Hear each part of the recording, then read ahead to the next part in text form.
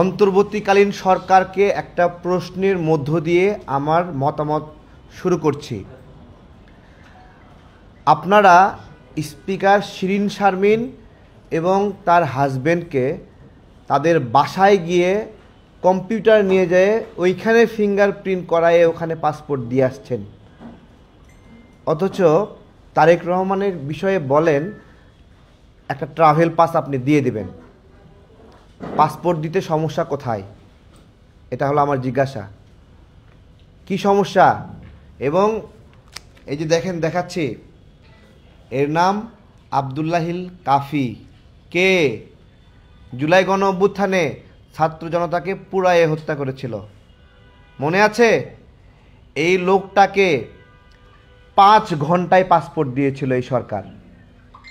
5 ঘন্টা। 5 ঘন্টা কেউ পাসপোর্ট পায়? দুপুরে আবেদন করেছে, বিকালের মধ্যে পাসপোর্ট দিয়ে দিয়েছে। এবং তাকে পুলিশ হিসেবে পাসপোর্ট দেয়নি, তাকে মশার ওষুধ ছিটানো কর্মী পরিচয়ে পাসপোর্ট বানিয়ে দিয়েছে এই সরকার। তখন তৎক্ষণাৎ স্যার আমরা প্রতিবাদ করছিলাম, মনে আছে? যে এই পাসপোর্টের ডিজি, তারপরে অতিরিক্ত মহাপরিচালক যারা আছে এদেরকে সরাইতে হবে, এরা এই জঘন্য কাজটি করছে। আজকে এরা কিন্তু এখনও দায়িত্বে আছে। তাহলে বলেন, যে স্পিকার শিরীন শারমিনের লোক তাকে বাড়িতে বসে পাসপোর্ট দেয়, তার জন্য তো তারেক রহমান একটা সমস্যার কারণ হওয়া খুবই স্বাভাবিক, তাই নয়? আজকে বলছে একটা ট্রাভেল পাস দিয়ে আপনি নিয়ে আসবেন। আমাদের কাছে অনেক ইনফরমেশন আসছে, অনেক ধরনের চাপ দেওয়া হচ্ছে।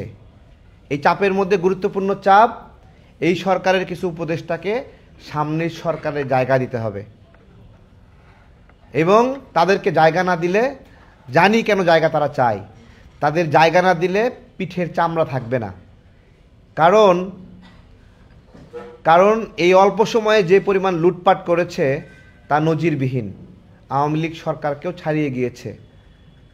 আমরা প্রতিবেদন দেখেছি, এই সময়ে পাচারকৃত অর্থের পরিমাণ অস্বাভাবিক, বিগত যে কোনো সময়ের চেয়ে বেশি। তো তাদের জন্য সামনে সরকারের ক্ষমতায় আসতে হবে। এই সকল চাপ দিয়ে কাজ হবে না। আমাদের স্পষ্ট কথা আমরা বলেছি যে অন্তর্বর্তীকালীন সরকারের কোনো উপদেষ্টা নির্বাচনে অংশ নিতে পারবে না। যদি নেয় তাহলে কি ধরনের আকাঙ্ক্ষা তৈরি হয় আপনারা দেখছেন। যেদিন বলেছে তারা নির্বাচনে অংশ হবে, প্রার্থী হবে উপদেষ্টারা, সেই দিনই দুদকের উচিত ছিল তাদের সম্পদের পরিমাণ তদন্ত করা। তারা কেন এই ধরনের আকাঙ্ক্ষা পোষণ করলো, এই জন্য তাদেরকে গ্রেপ্তার করা দরকার ছিল। আজকে এগুলো প্রশ্রয় দিয়ে দিয়ে আমরা বিএনপিকেও বলছি যে আসিফ নাহিদরা যদি উপদেষ্টা হয়ে জামাতের সঙ্গে যায়, সবাই মিলে লাফিয়ে পড়ব যে উপদেষ্টারা নির্বাচন করতে পারবে না, কিন্তু এরা যদি বিএনপির সঙ্গে যায় তাহলে তখন আমরা মেনে নেব। এরকম কি হওয়া উচিত? এদের বিষয়ে আমাদের স্পষ্ট বার্তা যে বিগত সময়ে কোনো উপদেষ্টা নির্বাচন করতে পারেনি, কখনোই পারেনি। বাংলাদেশের আইনে নাই, নৈতিকভাবে নাই, রাজনৈতিকভাবে নাই, কিন্তু তারা এই ধরনের ষড়যন্ত্র। একবার ক্ষমতায় বসলে যেতে মন চায় না, মায়া লাগে, চেয়ার ছাড়তে ইচ্ছা করে না। ঠিক এই কারণগুলোই কিন্তু ভারপ্রাপ্ত চেয়ারম্যান জনাব তারেক রহমানের জন্য একটা আতঙ্কের কারণ।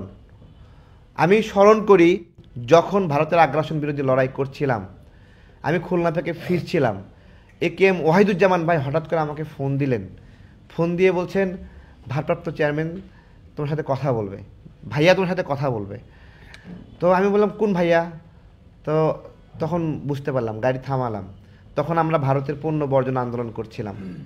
তিনি ভিডিও কলে যুক্ত হলেন, বললেন এইটা সবচেয়ে বড় আন্দোলন, এটাকে বাস্তবায়ন করতে হলে তোমাদের কি কি লাগবে বলো।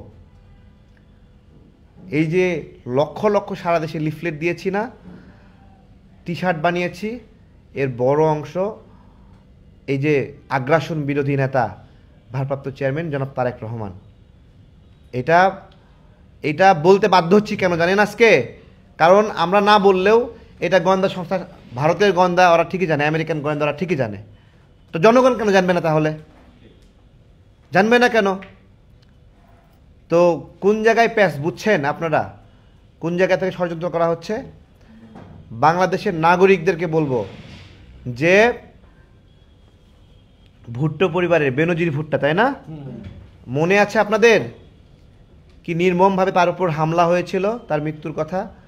আমরা চাই না এইরকম নিরাপত্তা ঝুঁকি ভারপ্রাপ্ত চেয়ারম্যান জনাব তারেক রহমানের জন্য হোক। উনি এমন মায়ের সন্তান যার নামে নিউজ হয়েছিল ভারতের পিঠে খালেদার চাবুক, সেই মায়ের সন্তান, এবং যার সেই বাবার সন্তান যে ছিল ভারতের জন্য একটা আতঙ্ক ছিল, শহীদ প্রেসিডেন্ট জিয়াউর রহমান।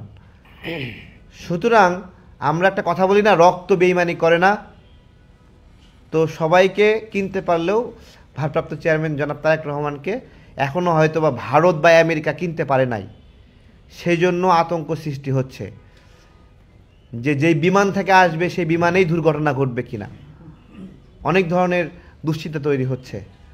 আমরা দেখেছি এই সময়ে যখন বেগম জিয়া অনেক অসুস্থ হয়ে পড়লেন, গণতন্ত্রের মা, আমাদের মা, সবার মা, আমরা এইরকম অভিভাবক কখনোই পাইনি যে কখনো প্রতিশোধ নিতে চায়নি। চরম সংকটে গণ অভ্যুত্থানের পরে সবাই রাগ ক্ষোভে ফেটে পড়ছে, তখনও বলেছে যে আমরা প্রতিশোধ নিতে চাই না। সারা বাংলাদেশে আওয়ামী লীগ প্রত্যাশা করেছিল 5 লাখ লোক মারা যাবে। বেগম জিয়ার এক কথায় 5 লাখের জায়গায় 5 জনে নামে আসছে হয়তোবা, বা সেই ধরনের কোনো ঘটনাই ঘটেনি। এগুলো আওয়ামী লীগকেও মাথায় রাখতে হবে। তার উপর যেই জুলুম হয়েছে তিনি আপনাদের উপরে সেই জুলুম করেননি। আপনাদেরও ইমানি দায়িত্ব তার জন্য দোয়া করা। কিন্তু দেখেন, আমরা দেখলাম জামাতে ইসলামের ভাইরা, আপনারা কি কাজটা করলেন? যেই পাতে খাইলেন সেই পাত ময়লা করলেন আপনারা। এটিএম আজহার সাহেব এটা কিভাবে বললেন? দেখেন, মানুষের বিপদে, হাজার বিপদে, মানে যত শত্রু থাকুক তারপরেও মানুষ সহনশীল হয়, কিন্তু জামাতের মধ্যে ওই আচরণটা আমরা দেখলাম না। বিভিন্নভাবে কটাক্ষ করছে, বলতেছে তার মা হলে তিনি দৌড়ায় আসতেন। বাপ রে বাপ, এত মায়া বেগম জিয়ার জন্য, এত মায়া!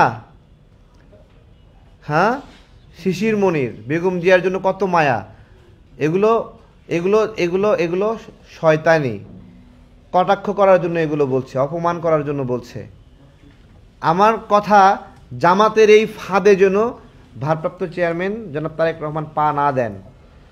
এবং যেহেতু এই ধরনের কটাক্ষ করছে, তার মানে তাদের একটা প্ল্যান আছে, পরিকল্পনা আছে।